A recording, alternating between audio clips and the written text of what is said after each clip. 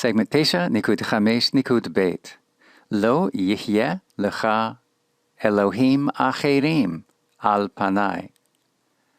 Lo yihye lecha Elohim acherim al panai. Here we will begin learning how to direct someone to refrain from a specific activity. This will be a prohibition. In situations when the threat or temptation towards that direction is less imminent, and when the prohibition will resemble rather a policy statement. This is the legislative prohibition. This form will consist of the negative particle that we're familiar with from earlier studies, lo, and it will negate a yiktol indicative. This construction of lo plus the yiktol indicative stands in contrast to the urgent prohibition that we just finished studying, for that would consist of all plus yiktol jussive. Here is an example of this legislative prohibition consisting of lo with the yiktol indicative. It comes from the creation account in Genesis 2. God warned against eating from the tree of the knowledge of good and evil, and he put it this way, Lo tochal mimenu, lo tochal mimenu, you must not eat from it. Since this is comprised of lo, not all, followed by the yiktol indicative, we therefore understand this to be more of a policy statement rather than an urgent warning of imminent danger. The impact of a prohibition consisting of a policy or a legislative nature means that it is more likely to be permanent in its effect rather than temporary, and there's a certain gravity or weight to this sort of prohibition, in contrast to an urgent, immediate danger sort of warning or prohibition. There's a situation in Deuteronomy chapter 20 where we find the two different sorts of prohibitions operating side by side. As we look at this, it will deepen our appreciation for how they are used with distinct impact. When in the first verse of this passage the topic of warfare is introduced, we there find a general reassurance, it will be a prohibition, in the form of don't fear. This general reassurance is expressed with the non-urgent, the lo yiktol indicative form. That is, it's this legislative prohibition. The expression is lo tira, do not be afraid.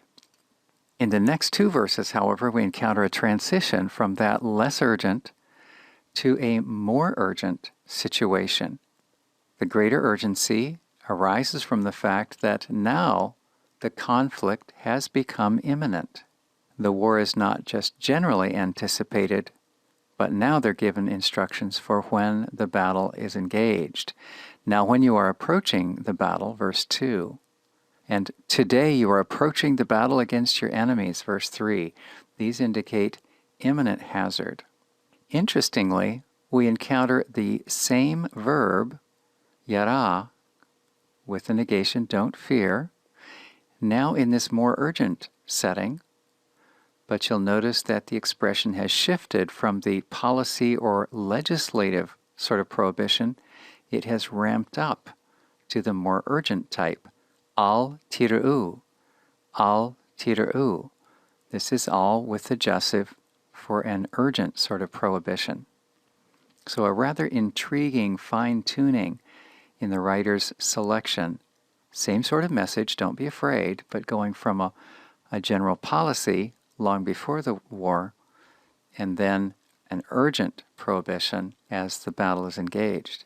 So we find the reassurance, don't be faint-hearted.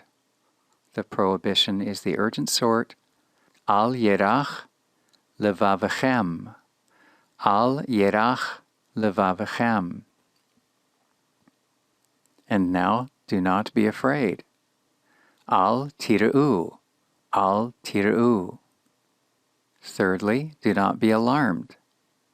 Va'al tachpezu, va'al tachpezu.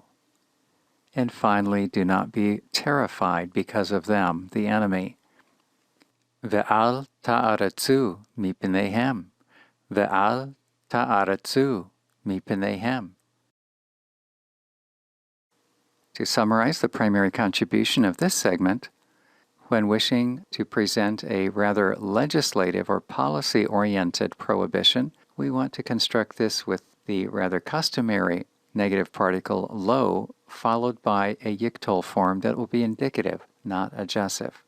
Before wrapping up this segment, you'll want to be aware that not all expressions consisting of lo, followed by a yiktol, indicative, are legislative prohibitions.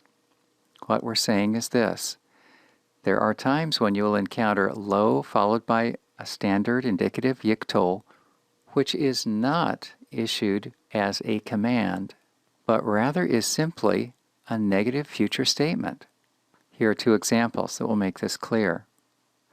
When the poet contemplated walking through the difficult situation of death's shadow, he expressed this confidence: Lo ira ra, I will not be afraid of any evil. Notice the negation lo, followed by ira. This is a simple negation of the future. In that future environment, I will not be afraid. It is not a prohibition. A second example showing that lo plus the yiktol indicative can simply represent a negative future statement comes from 2 Kings 7 in the ministry of Elisha. Elisha had made an encouraging prediction regarding the availability of food. A royal officer at the gate of Samaria, who was part of the community that was under siege, felt this completely unbelievable and went on to ridicule the prophet's forecast.